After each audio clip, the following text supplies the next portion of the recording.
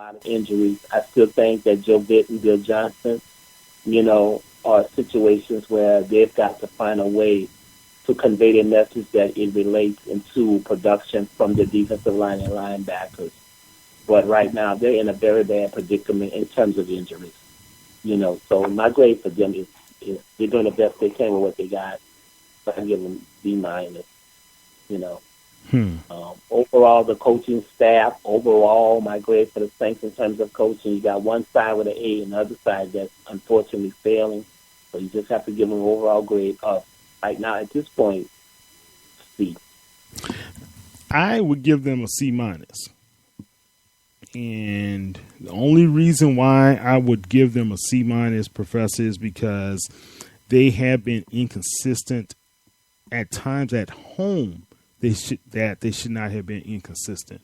And I'm gonna point to a critical point in the game against Carolina here. Moore intercepted Newton in the second quarter, right? So the Saints have the ball. They take it down the field. 1, 2, 3, 4, 5, 6, 7, 8, 8 plays, 9 plays. Get into position. Well, right before they have it's 1st and 10 on the Carolina 44-yard line, right? So you hand the ball off to Danny Lasco, and he gets 5 yards. Good, right? Drew Brees drops back in the shotgun, and then you pass it to Lasco, and he gets what? 4 yards. So you are 3rd down, 1 yard to go. He puts Mark Ingram into the game. Everybody knows what's going to happen. Ingram gets no yardage. We could not pick up 1 yard in a critical point of the game where we're leading 21-0. Then you call on this rookie to kick the field goal for 53 yards. No good. Guess where the ball's at? Carolina is right there in prime position to drive down the field. You gave them a short field to go. Now, in my opinion, if you wanted to put some pressure on Carolina, pin them further back into their and have them to drive longer. You've been stopping them. You have all the momentum. You just turn your own tides of momentum on yourself. And I think that's where Sean Payton overplays his hands from time to time. And this is a critical point.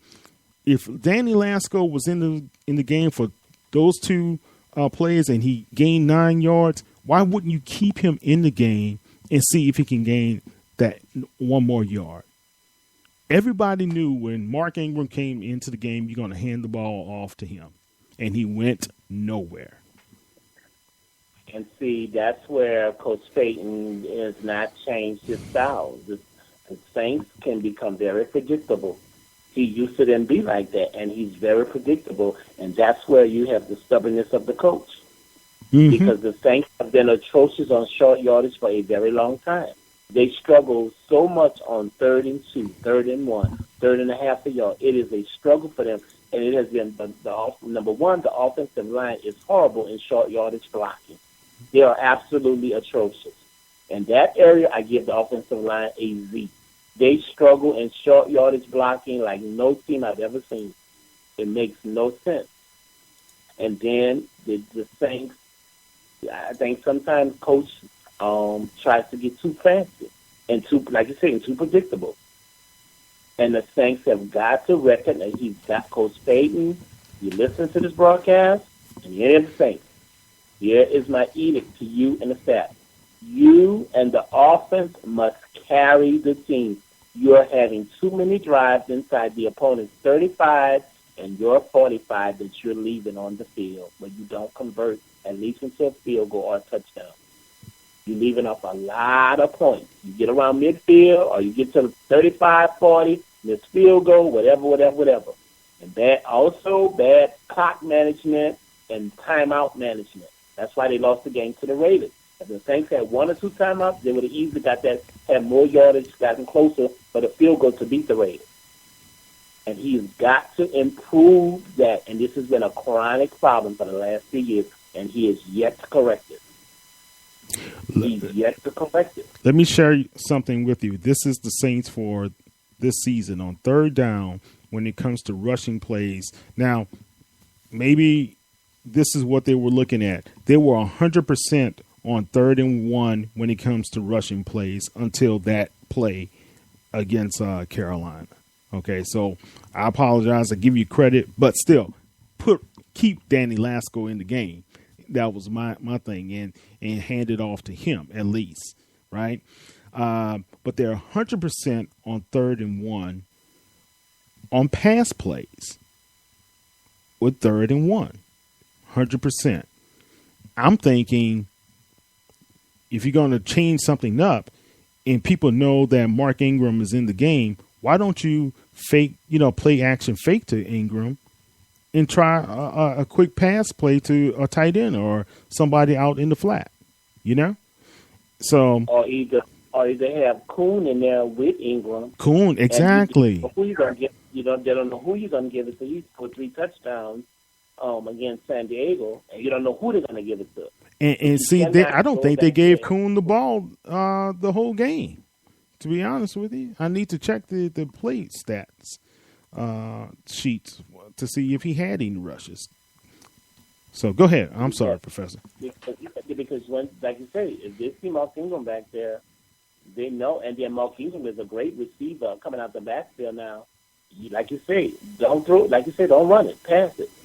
Yeah, see, you've got to check that format. Yeah, because all game here you have a guy who scored 3 touchdowns the previous game, and you don't even hand the ball off to him not one time in short yardage situations this game. That doesn't make sense to me. And that's the thing that makes the trade with Jimmy Graham good, but not great, because with Unger on the line, the Saints still are not able to run the ball. That's why I told people this trade is good for Drew, but it's not 100% great. It's not great. And now with Stephon Anthony in the doghouse, that Jimmy Graham trade does not look great at all.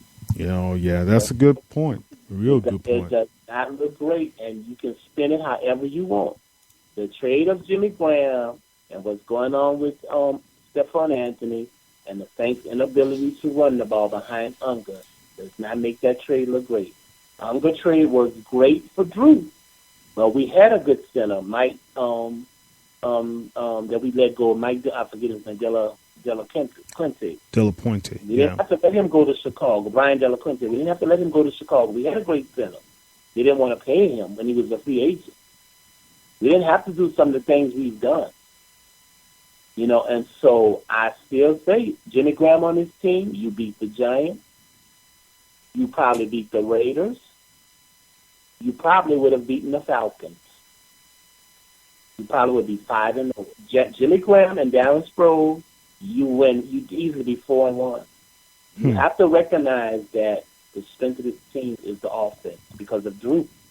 So load up the players for Drew, because everything you've tried for defense is not working. You should have never disassembled that 2013 defense. All you needed to replace was Jabari Greer, because he was not coming back. And you should have talked to Jabari to see how serious his injury was if he could come back. Mm-hmm. And then add some depth at secondary. Because the Champ Bailey thing did not work out. The Victor Butler thing did not work out. The Coleman thing did not work out. None of the people you added. And that's where the Saints went wrong, disassembling that 2013 defense. Yeah, good point. Real good point, man. Look, I don't want to belabor the point, but I just got a breakdown of the play propensity, like you like to say, the propensity. But on 3rd and 1, on the opposite side of the playing field, in the opponent's side of the playing field, the Saints have the propensity of passing 60% of the time. So I don't know. Again, overplayed your hand. You wanted to go against your propensity, and you decided to run the ball. So that's what happened.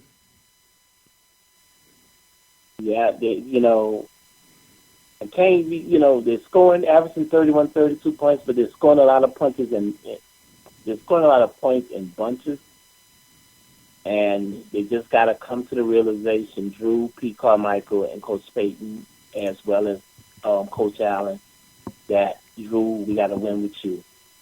We don't have, our younger players are learning, gaining experience, but we need you to play at all pro level as best you can each week. And that's our only hope. That's got to be their focal point every Sunday when they go into a game. Right. And Drew has to get as the leader, get with the wide receivers and the running back. We need y'all to play at Pro Bowl level because we got to carry the team so we get some of our defensive stars back. Yeah. Saints have a better chance of rushing the ball when they rush either behind Jerry Evans or Clemente. Those are the two guys they have a better chance of running the ball behind, and Andrews Pete.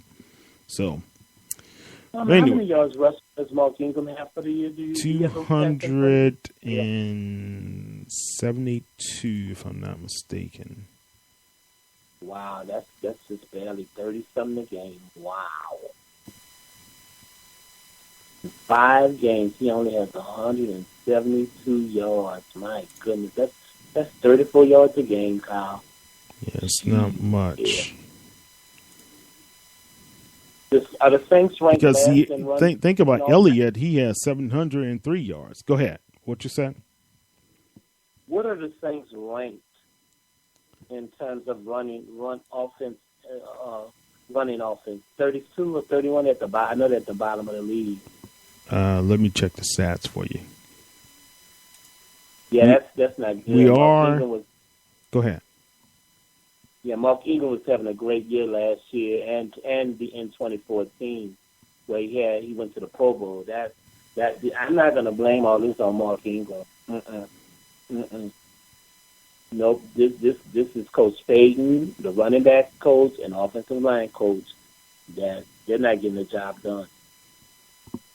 Yeah, see, the Saints only average 78 yards per game right now, and that's not. Yeah, that's not very good. That's not very good. Wow, that's interesting.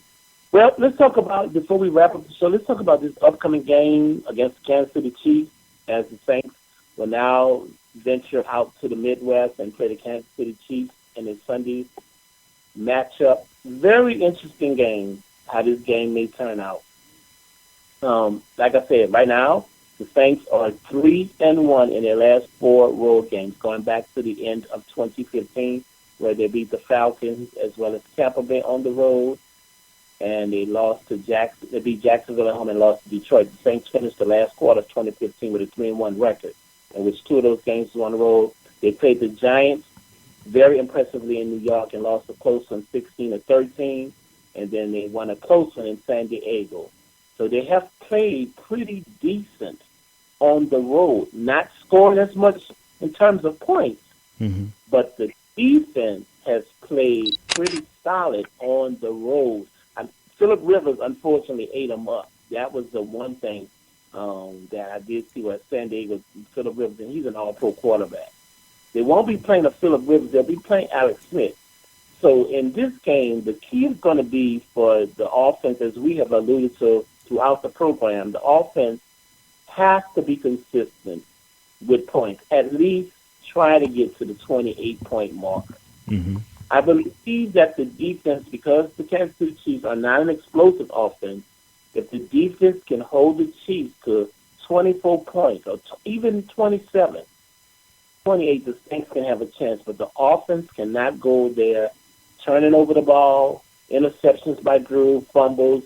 Drew cannot carry all the weight on his shoulders and make errant throws and forcing things. He's got to play smart. And they have a chance to win this game because of the potency of our offense. Will Lutz has to make all field goals. He cannot be intimidated by the crowd and miss field goals. That's the keys to the win. The defense They're not going to play perfect, but if they can hold the